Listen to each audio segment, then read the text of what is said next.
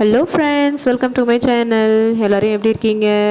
இன்றைக்கி நம்ம என்ன பார்க்க போகிறோம்னு பார்த்தீங்கன்னா, ஆரோக்கியமான ஈவினிங் ஸ்நாக்ஸ் தான் பார்க்க போகிறோம். அதுலேயும் ஒரு ஸ்வீட் ரெசிபி தான் பார்க்க போகிறோம். என்னன்னு பார்த்தீங்கன்னா, கேழ்வரகு புட்டு தான் பார்க்க போகிறோம். ஸோ எப்படி செய்யலான்னு பார்க்கலாம் வாங்க. ஒரு 3 கப் அளவுக்கு கேழ்வரகு மாவு எடுத்துக்கலாம். ஒரு 1/4 கிளாஸ் அளவுக்கு வாட்டர் எடுத்துக்கோங்க, நார்மல் வாட்டர். அதில் கொஞ்சமாக சால்ட் ஆட் பண்ணி நல்லா மிக்ஸ் பண்ணிக்கோங்க. இந்த வாட்டரை கொஞ்சமாக ஆட் பண்ணி மாவை ஃபுல்லாக ஈரப்பதப்படுத்திக்கணும். சப்பாத்தி மாவு பிசைகிற மாதிரி பிசையக்கூடாது, ஜஸ்ட்டு மாவை ஈரப்பதப்படுத்திக்கிட்டால் போதும். பார்த்திங்கன்னா தெரியும், நல்லா ஈரப்பதமாக இருக்குது, எல்லா மாவுமே ஈரமாகிடுச்சு. ஸோ இப்போ இதை நம்ம இட்லி குண்டானுக்கு ட்ரான்ஸ்ஃபர் பண்ணிக்கலாம்.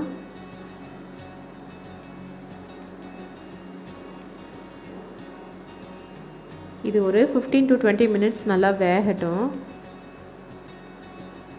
மூடி வச்சிடலாம். ஸோ இப்போ நம்ம இதுக்கு தேவையான ரிமைனிங் இன்க்ரீடியன்ட்ஸ்லாம் ரெடி பண்ணிக்கலாம் வாங்க. ஒரு 50 கிராம் வேர்க்கடலை எடுத்து அதை ஒன்றும் பாதியமாக அரைச்சி எடுத்துக்கோங்க.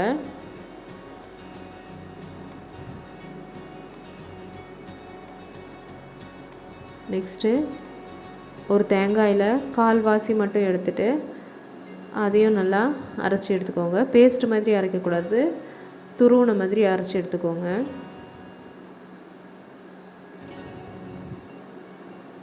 நெக்ஸ்ட்டு இதுக்கு தேவையான வெல்லம் எடுத்துக்கலாம். இப்போ பார்த்திங்கன்னா 20 மினிட்ஸ் ஆகிடுச்சி. ஸோ வெந்துருச்சான்னு பார்க்கலாம். மாவை நம்ம தொட்டு பார்த்தோன்னா அப்படியே உருண்டிட்டு வரும். அப்படி வந்துச்சுன்னா கேழ்வரகு மாவு வந்து வெந்துருச்சு. ஸோ இப்போ இது வெந்துருச்சு. இதை நம்ம வேறு ஒரு பவுலில் ட்ரான்ஸ்ஃபர் பண்ணிக்கலாம்.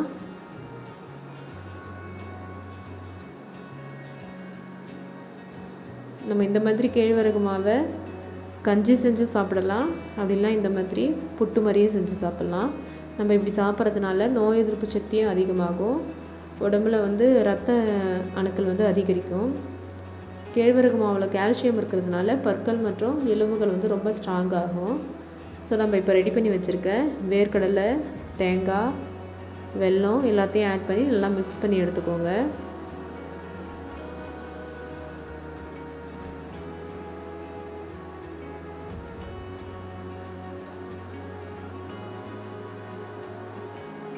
தாய்ப்பால் கொடுக்குற அம்மாலாம் இந்த மாதிரி சாப்பிட்றதுனால தாய்ப்பால் வந்து அவங்களுக்கு அதிகரிக்கும், அவங்களுடைய உடம்பும் எப்படி இருக்குன்னா ஸ்ட்ராங்காக இருக்கும். ஸோ இதை நான் இப்போ ஒரு பவுலில் ட்ரான்ஸ்ஃபர் பண்ணிக்கலாம். இதை நம்ம இப்படியே புட்டு மாதிரியும் சாப்பிடலாம், அப்படி இல்லைனா இதை நல்லா ரவுண்டு பண்ணி லட்டு மாதிரி பண்ணி அப்படியும் சாப்பிட்லாம். நீங்களும் உங்கள் வீட்டில் செஞ்சு பாருங்கள். இந்த ரெசிபி எப்படி இருக்குதுன்னு சொல்லிட்டு கமெண்ட் பண்ணுங்கள். என்னுடைய வீடியோ பிடிச்சிருந்தால் லைக் பண்ணுங்கள், ஷேர் பண்ணுங்கள், சப்ஸ்கிரைப் பண்ணுங்கள். மறக்காமல்